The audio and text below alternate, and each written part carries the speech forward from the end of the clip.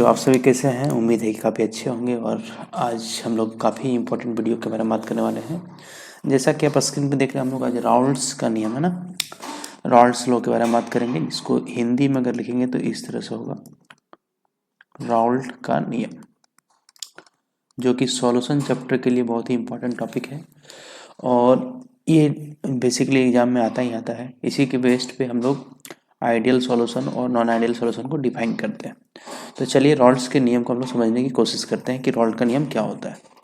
तो राउल्ट का नियम क्या बोलता है, ये सबसे पहले आपको याद रखना है कि राउल्ट का नियम जो है वो वेपर प्रेशर के बारे में बात करता है। राउल्ट्स लॉ जो होता है ये किसके बारे में बात करता है, तो याद रखना वेपर प्रेशर के बारे में बात करता है। वेपर प्रेशर किस फेज के बारे में बात करें, अगर फेज के बारे में बात करेंगे हम लोग तो फेज बात करता है ये सॉलिड इन लिक्विड और लिक्विड इन लिक्विड। ठीक, इससे पहले का एक वीडियो बन चुका है जिसका नाम है हेनरीज लॉ। कौन सा लॉ? तो हेनरीज लॉ, इसके बारे में हम लोग पढ़ चुके हैं। हेनरीज लॉ ये किसके बारे में बात करता है, तो हम लोग पढ़ चुके हैं सॉल्बिलिटी के बारे में बात करता है। ये गैस इन लिक्विड के बारे में बात करता है। तो लिक्विड सॉल्यूशन तीन तरह का होता है, solid in liquid, liquid in liquid और गैस इन लिक्विड। तो गैस इन लिक्विड के बारे में याद रखना है, हेनरीज लॉ बात करता है। और सॉलिड इन लिक्विड और लिक्विड इन लिक्विड के बारे में कौन बात करता है, राउल्ट्स का नियम। इसी को हम लोग टर्म से एक्सप्रेस करते हैं। ये सॉलिड इन लिक्विड को बोलते हैं नॉन वोलाटाइल कंपोनेंट के लिए, मतलब हिंदी में अगर बोले तो अवाष्पशील, है ना। और लिक्विड इन लिक्विड ये होता है वोलाटाइल कंपोनेंट के लिए, यानी वाष्पशील जो कंपोनेंट होंगे, अवयव होंगे, उनके बारे में बात करता है। तो इतना सारा चीज़ समझ में आया आपको। राउल्ट्स लॉ किसके बारे में बात करता है, तो सबसे पहले याद रखना है वेपर प्रेशर के बारे में। हेनरीज लॉ किसके बारे में बात करता है, तो ये सॉल्युबिलिटी के बारे में बात करता है।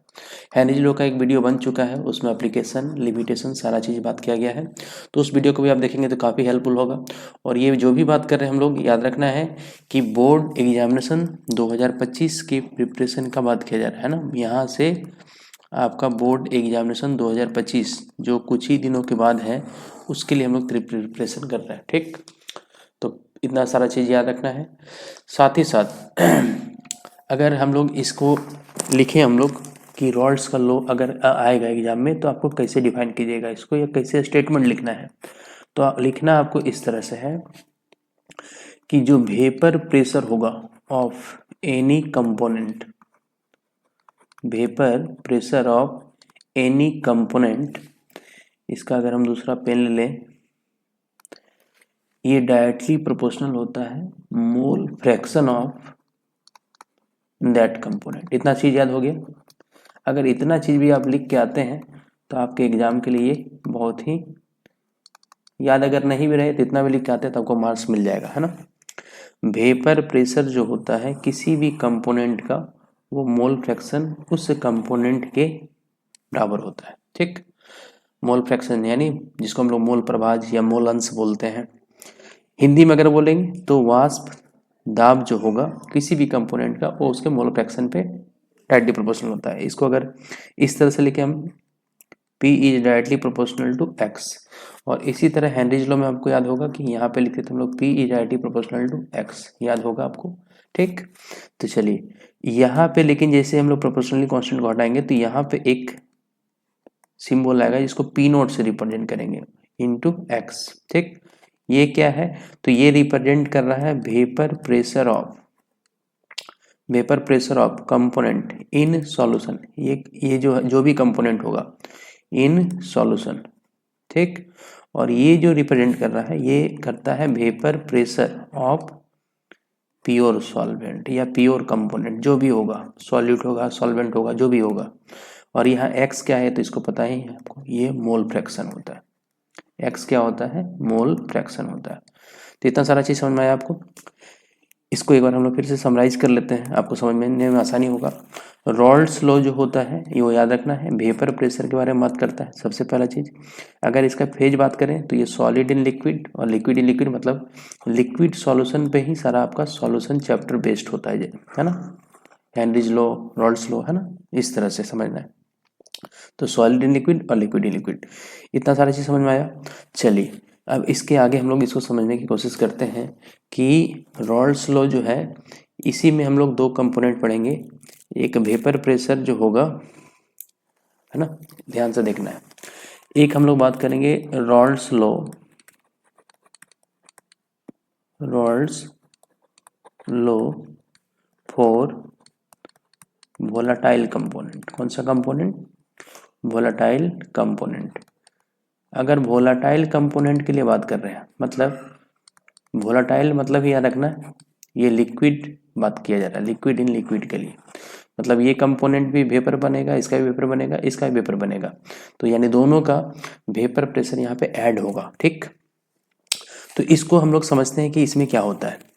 तो जैसे कि मान लीजिए हम लोग इसका एग्जाम्पल लेके आपको समझाने की कोशिश करते हैं। एग्जाम्पल मैंने क्या लिया है, जैसे एग्जाम्पल मैंने मान लिया कि आप ले लीजिए इथेनॉल। ठीक, किस फॉर्म में रहता है? लिक्विड फॉर्म में। वाटर ये किस फॉर्म में? लिक्विड फॉर्म में। ठीक, तो दोनों ही क्या है? लिक्विड फॉर्म में, लिक्विड इन लिक्विड है।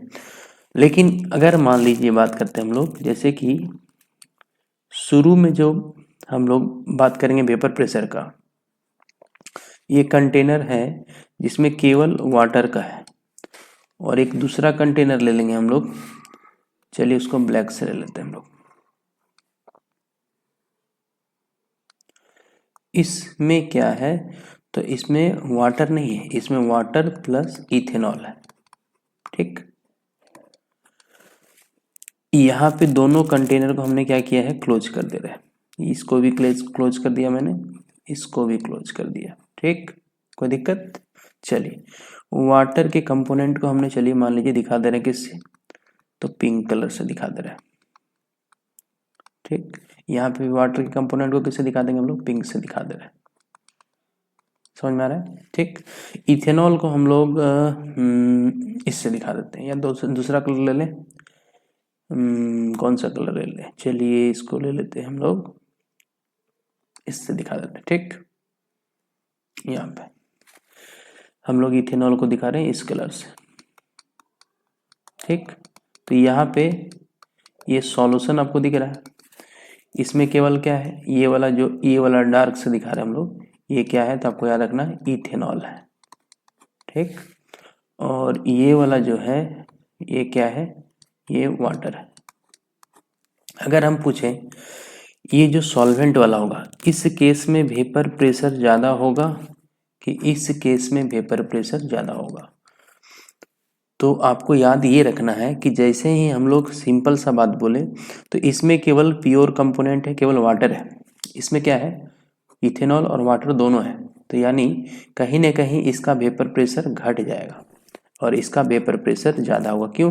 क्योंकि ये जब कंपोनेंट जब निकल रहे होंगे वेपर बनने के लिए, तो इसके बीच में कोई रेजिस्टेंस नहीं है, कोई रेजिस्टेंस नहीं है।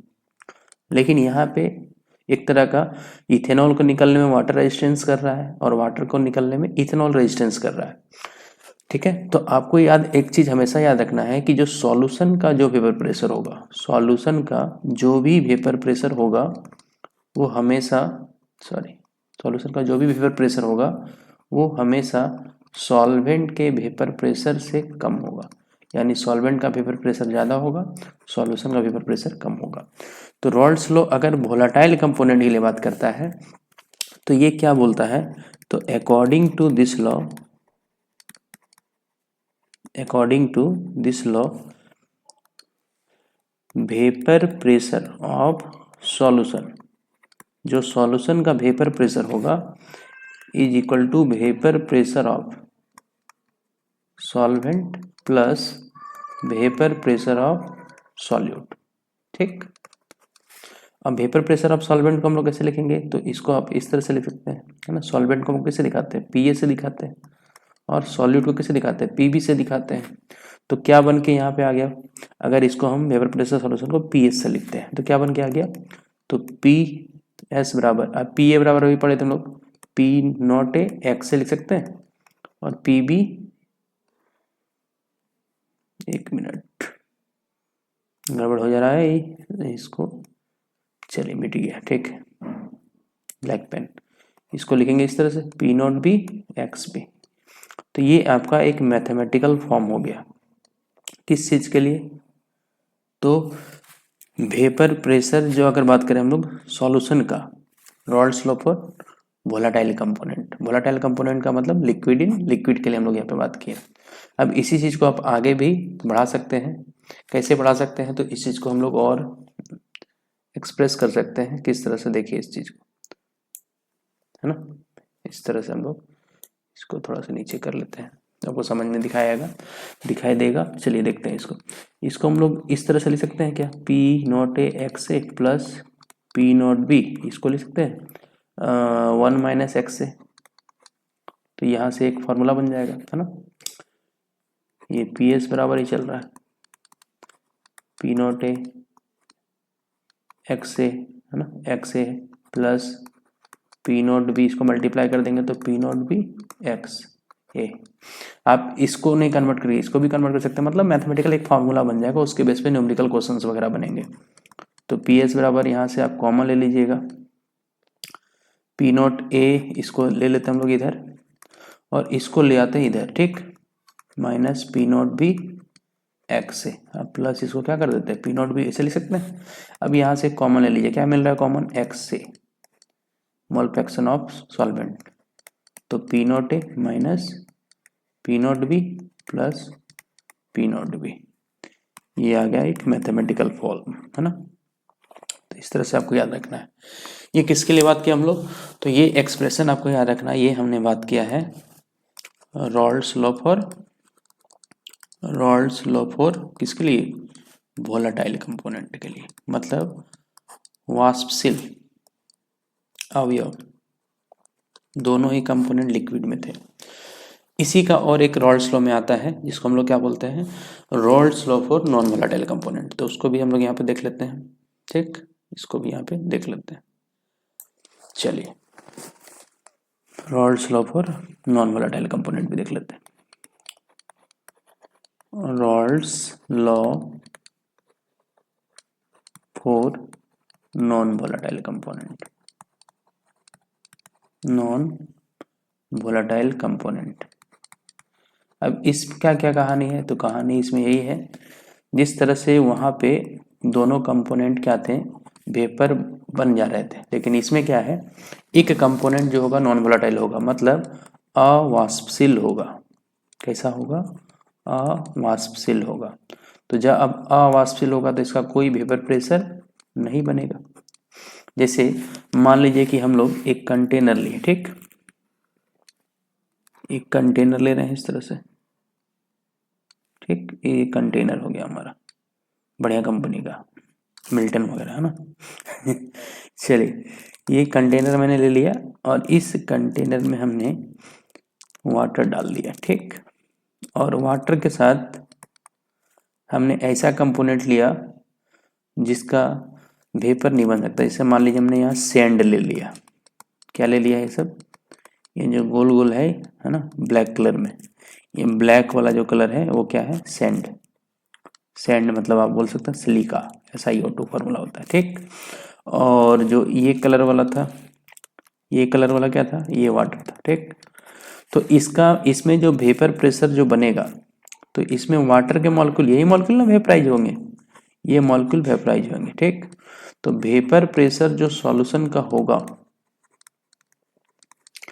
वो किसके बराबर होगा? तो हम लोग बोल सकते हैं वेपर प्रेशर जो होगा यहाँ पे, वो वेपर प्रेशर ऑफ केवल और केवल किसके कारण होगा? सॉल्वेंट के कारण होगा, ऐसा बोल सकते हैं हम लोग। यानी पी एस बराबर क्या लिख सकते हैं हम लोग? पी एस बराबर लिख सकते हैं पी ए, ऐसा लिख सकते हैं, क्योंकि जो पी बी है वो कैसा है? तो उसका तो नॉन वोलाटाइल है, तो उसका वेपर प्रेशर बनेगा ही नहीं, इसका नहीं बनेगा, ठीक। तो केवल किसके कारण होगा?